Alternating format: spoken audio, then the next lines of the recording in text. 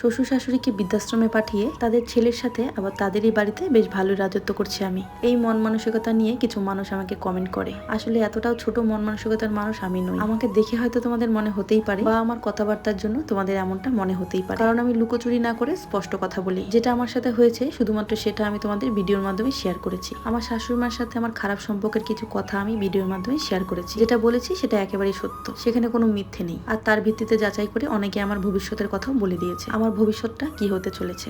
আসলে স্পষ্ট কথা বলাটা অপরাধ নয়, অপরাধ হলো মেয়ে হয়ে জন্ম নেওয়াটা। আলাদা থাকলেও দোষ, আর শ্বশুর শাশুড়ির সাথে থাকলে একজন মেয়ের পদে পদে দোষ। আসলে আমরা মেয়েরা কোন দিকে যাব না তাই বলে কেউ আমাকে সহ্য করতে বলো না, কারণ সহ্য করার ক্ষমতা বা ধৈর্য ধরার ক্ষমতা আমার অনেক কম। আর সেই জন্যই কিন্তু আমি আলাদা থাকি। না 10টা কথা হবে, না 10টা কথার উত্তর দিতে হবে। ঝগড়াঝাটি আমার একেবারেই পছন্দ নয়। আমি বরাবরই চুপচাপ থাকতেই পছন্দ করি। দেখো, আমার শাশুড়ি মার আমি একসঙ্গে থাকি না বলে এমনটা নয় আমার শাশুড়ি মা খুব একটা খারাপ মানুষ। আসলে আমাদের সমস্যাটা হলো আমরা দুজনে দুজনকে মানিয়ে নিতে পারি না। আর শুধুমাত্র এইটুকু একটা কারণের জন্যই কিন্তু আলাদা থাকা। তবে এই আলাদা হওয়াটা বা দূরত্ব বজায় রাখাটা সারা জীবনের জন্য কিন্তু নয়। আর এই একটুখানি কারণের জন্য শ্বশুর শাশুড়িকে বৃদ্ধাশ্রমে রেখে আসাটা আমাদের মতন গরিব মানুষদের মধ্যে নেই। এই সিস্টেম গুলো তো থাকে তাদের বাড়িতে যাদের কারি কারি টাকা, যাদেরকে বলে সবাই ধনী। তবে আমার ভাষায় বলি বড় লোক। আমাদের মধ্যে ঝগড়াঝাটি হয়, মারামারিও হয়, আবার আমরা আমাদের মধ্যে দূরত্ব বজায় রাখি। তবে শ্বশুর শাশুড়িকে বৃদ্ধাশ্রমে দিয়ে আসার মতন ছোট মন মানসিকতা আমাদের নেই। আমাদের এই ঝগড়াঝাটি বা আলাদা হওয়া এটা না একটা সময়ের পর শেষ হয়ে যায়। দূরত্বটা শুধুমাত্র আমার আর আমার শাশুড়ি মার মধ্যে, আমার ছেলের সাথেও নয় বা তার ছেলের সাথেও কিন্তু নয়। আমি কখনোই আমার ছেলেকে তার ঠাকুমার ভালোবাসা থেকে বঞ্চিত করতে চাই না। কারোর ভালোবাসা থেকেই আমি আমার ছেলেকে বঞ্চিত করতে চাই না। আমাকে কেউ ভালোবাসুক বা না বাসুক, আমি সবসময় চাই আমার সন্তানটাকে যেন সবাই ভালোবাসে। তবে তার সাথে কোনো কিছু ঘটতে দেখলে আমি তখন নিজেকে সামলে নিতে পারি না। সে আমার যতই আপন লোক হোক না কেন, কিছু কিছু খারাপ লাগা সারাটা জীবন থেকে যায়। সেই খারাপ লাগাগুলো কখনোই ভুলে যাওয়া যায় না। তবে আমার সংসারের অশান্তি ঝগড়ার সূত্রপাতটাই হয়েছিল